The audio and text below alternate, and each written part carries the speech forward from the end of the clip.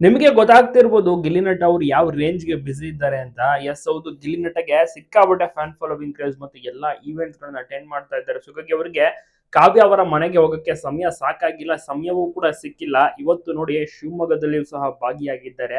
Gilli ನಟನನ್ನ grand welcome ಮಾಡ್ಕೋತಾರೆ. ರಾಜಕೀಯ ವ್ಯಕ್ತಿಗಳಿಂದ ಹಿಡಿದು ಸಾಮಾನ್ಯ ಜನರು ಕೂಡ ಎಲ್ರೂ ಗಿಲ್ಲಿ ನಟನನ್ನ ಇಷ್ಟಪಡ್ತಾರೆ, ಸಪೋರ್ಟ್ ಮಾಡ್ತಾರೆ, ಮೆಚ್ಚುಗೆಯನ್ನು ತಿಳಿಸ್ತಾರೆ. ಗಿಲ್ಲಿ ನಟ ಎಲ್ಲೇ ಹೋದ್ರು ಕಂಪ್ಲೀಟ್ ಆಗಿ ಜನ ಸಾಗರ ಕಾರ್‌ನೇ ಮುತ್ತಾಕೊಂಡ್ಬಿಡ್ತಾರೆ ಅವ್ರನ್ನ. ಕಾರಿಂದ ಕೆಳಗಡೆ ಇಳಿಯೋಕೆ ಆಗೋದಿಲ್ಲ, ಅಷ್ಟೊಂದು ಕಷ್ಟ ಆಗ್ಬಿಡುತ್ತೆ. ಆ ರೀತಿ ಒಂದು ಕ್ರೇಜ್ ಕ್ರೌಡ್ ಇವತ್ತಿಗೂ ಕೂಡ ನೋಡಿ 2 ತಿಂಗಳಾದ್ರೂ ಕೂಡ ಗಿಲ್ಲಿಯ ಒಂದು ಕ್ರೇಜ್ ಅಂತೂ ಇನ್ನ ಕಡಿಮೆ ಆಗಿಲ್ಲ.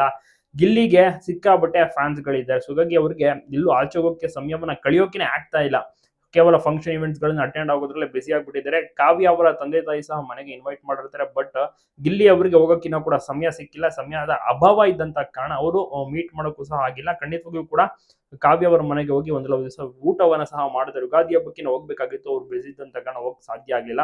ಬಟ್ ಬಿಡುವನ್ನ ಮಾಡ್ಕೊಂಡು ಹೋಗಿ ಖಂಡಿತ ಊಟ ಮಾಡೇ ಮಾಡ್ತಾರೆ, ಅದಂತೂ ಖಂಡಿತವಾಗಿಯೂ ಕೂಡ ನಿಜ. ಯಾಕಂದ್ರೆ ಗಿಲ್ಲಿ ನಟ ಅವರೇ ತಿಳಿಸ್ತಾರೆ, ನಾನು ಹೋಗೇ ಹೋಗ್ತೀನಿ. ಪಾಪ ಅವ್ರು ತುಂಬಾನೇ ಪ್ರೀತಿಯಿಂದ ಕರೆದಿದ್ದಾರೆ. ಗಿಲ್ಲಿ ನಟನ ದೊಡ್ಡ ಅಭಿಮಾನಿಗಳು ಅವರ ತಂದೆ ತಾಯಿ.